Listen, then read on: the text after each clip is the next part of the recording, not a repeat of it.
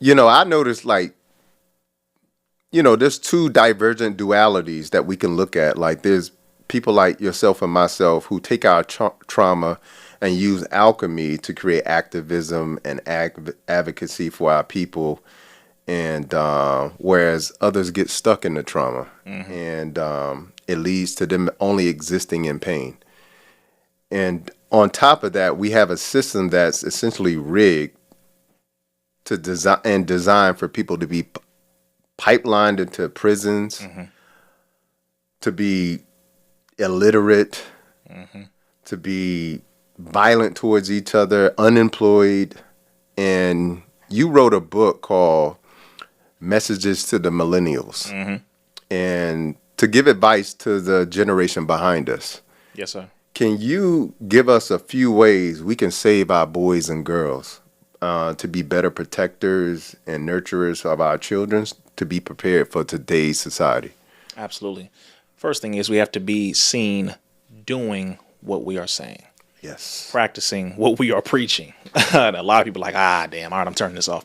Okay, so first thing you got to do is practice what you preach. It's not, do what I say, No.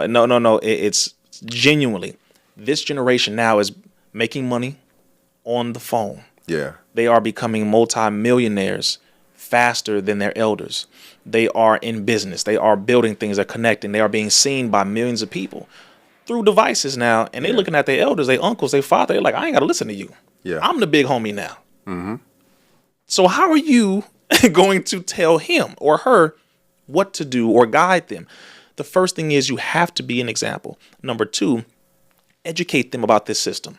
Regardless of the money, regardless of the fame, here are some things that will hit you regardless. Yeah. Look at what this system has done to our ancestors and to our people in general. Okay, so educate them about what this system really is, right? Both sides of it, all of it. Make them understand the history. Yeah. Number one, which means we have to study the history. We got to know the history. We got to know the history, because a lot of people think it's just not important. I don't understand that. No other people feel that learning their history is insignificant. Right. They study their history above everything else. The Most Honorable Elijah Muhammad said history is most attractive and best qualified to reward one's research. Yeah. The most intelligent people study their history. Yeah. So that is very critical also. Study the history, teach them the history. Number three, give them solutions to the traps that you fell into. Help them navigate early, giving them the cheat codes. Listen, you're going to deal with this. All right. So this is what you got to do when it comes to credit. All right. So here's first thing, credit. This is how you start establishing. Right. So first of all, you need to know about this. You got to know about your credit. Yeah. Help them understand that. This is when it comes to food right here. Listen, certain things you should be eating. Look, I know I don't eat too good. So let's be honest. Yeah. Hold ourselves accountable. Listen, if you're not living the life, tell them that. Yeah. We appreciate that. Yeah. Tell them I'm not living the life that I should. I have not been the best father, best mother, best uncle, best cousin, brother, whatever. But you need to be better than me. All right. So this is what I need you to do. Have respect. Do this. Do that. Get your good grades. Once you get past a certain age, all that looking good and playing around is going to be out the door. Absolutely. Now you have bills. Now you have real trauma. Now the police is not going to just give you a pass. They never really do. But you a man. Yeah. For a black man, I say you a man, considered a man by them around 15. It's not 15, yep. It's not all police, but in general, this is the system of policing, modern day slave catching. That's how the psychology works. Know how to operate. Know how to carry yourself with respect and how to communicate properly to elders and to people in authority. Yeah. How to communicate, how to interact with women, how to interact with, again, police and different figures. You have to be mindful that instruction is what we lack because we don't want to have no damn discipline, bro. Yeah. We don't want no discipline. We want YOLO. You don't live once, do whatever, man. I'm doing what I feel. Yeah. My emotions are more important than discipline. See, you're out of your damn mind, right? At this point, people don't get it, but no intelligent person takes a person serious who just runs off with their feelings. Yeah. You can't reward somebody based off of their feelings. Right. You reward them based off the work. Tell them the truth.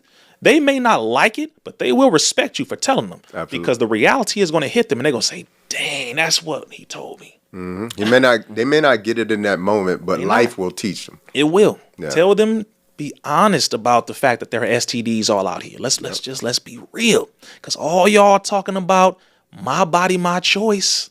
All y'all talking about the brothers, man, I'm going to just run through these female. Oh, okay, see, okay, hey, all right, we talking? That's the subject. Let's go into that subject then. You going to do what with who?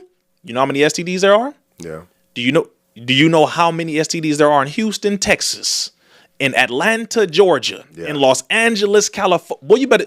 Okay, no, are you? You going to the club tonight? What club is that? And you know, around that club, it's about. You better listen. Be honest. Yeah. All the way around, so that they know. They like, dang, because then they can make better decisions, even if they don't. Like you said, they don't get it at the moment, or they don't make you think they got it. Yeah. It's there. Yeah. So be honest and upfront. So I would say that, and of course, be willing to learn from them too. Yeah. Have conversation. I think that's important. Yeah, you're still the parent or the authority figure, but remember again, the way the system is now, they're listening to people on these devices. They ain't listening to a lot of y'all no more. Yeah. They're not. They're listening to people who they look up to. And another thing is, to you celebrities and artists, you are not in the mirror doing everything in front of yourself.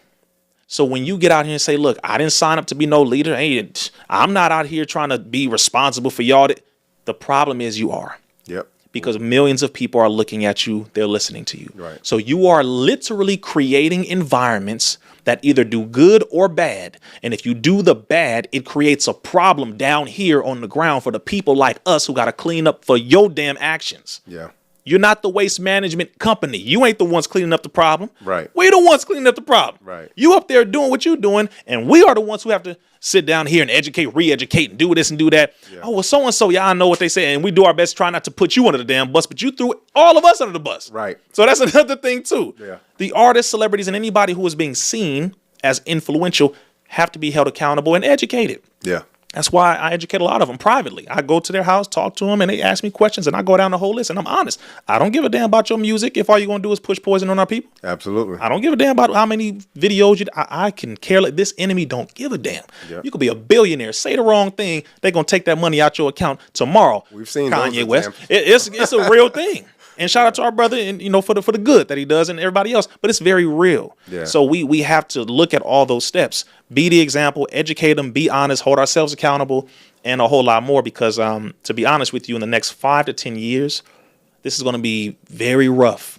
It's going to be more rough than we even imagine. Yeah. And I know we didn't go down a list of statistics, but there are a lot of things demonstrating where our children will be in the next 5 to 10 years if we do not properly educate them and arm them right now with actual skills. Yeah, which is hugely important because, they say during hard times build strong men, and soft time build weak men. Mm-hmm. And like the this last couple of decades have been very soft. Very. And a lot of the generation behind us aren't prepared for what's to come. Yes. And so it's really important for parents to understand that don't prepare your children for what's going on now. Prepare them for what's to come. Hugely important. Yes. Yeah. That's the quintessential of what intelligence is. Yeah. Is preparing for the future, to pose, predict, solve problems ahead of time. Yeah. That right there is critical, brother. Again, like you said, the softness and the softening, literally, physically, and mentally. Yeah. Everything is, it's okay, you did your best. That like the outcome-based education. No. We'll just pass you along, or it's okay. All of that right there. I'm looking, I said, these 5-year-olds, 10-year-olds, 15-year-olds are becoming very soft to where you can't even say something to them without them bursting out in tears. The young boys. I mean, what is going on? It's brother, I'm thinking, damn, man, when they hit 20, 25, these are the people who are going to be taking over everything in the world. Our engineers, our doctors. That's how we have to think, though. Yes. Because the Rockefellers is preparing for 5 generations out. Come on, brother. And they are very good at it. Yeah, and we're just preparing for next week. Come on, man. That's a real conversation right there. That's a big one, because where the nation looks, when we're looking at where the nation is in general as a people, I don't feel too confident. In where things are going, like you said, if we don't address them now. And the other thing that I'm going to say is, don't be afraid to be disliked. Yes. For telling the truth. Right. Don't be afraid of that. Again, they will respect you. They may say whatever they're going to say right now, but they're going to respect you. Yeah. Guaranteed. I done told plenty of my nieces and nephews the truth, and they didn't like it, and they turn around and call me Uncle Rizza. You was right. I know. Yep. I love you. That's why I told you the truth. I don't give a damn if you get mad. Okay, go out there, get mad, whatever. Come back, you gonna see. All right. I love you enough to say the truth. Yeah. We got to get to that point because all of this softness and Rizza with his feelings. I don't give a damn about his feelings. Yeah. Stop coddling. Sisters, stop buck breaking your boys. Yep. I'm going to say it this way.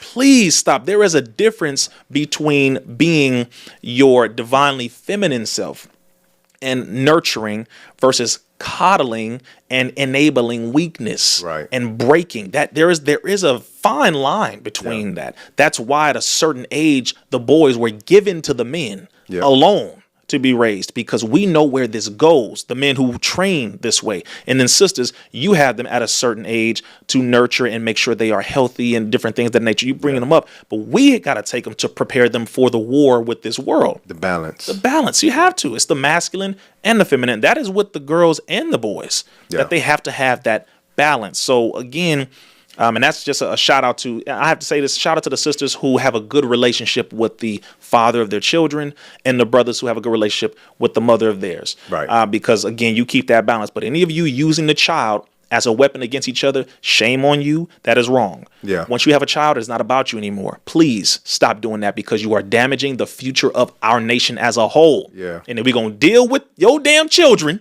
who are going to be out here causing hell for us. Yeah. So please, we got to get back to that village mindset. Yeah. Stop being individualistic. I don't like him. Great. But his child does. Yeah. So let them be around each other. You both got to work it out, please, so that we can stop having these issues. And again, I say that in love. All right, cool. Mm-hmm. Yeah. And, can't weaponize children. That's the most important thing.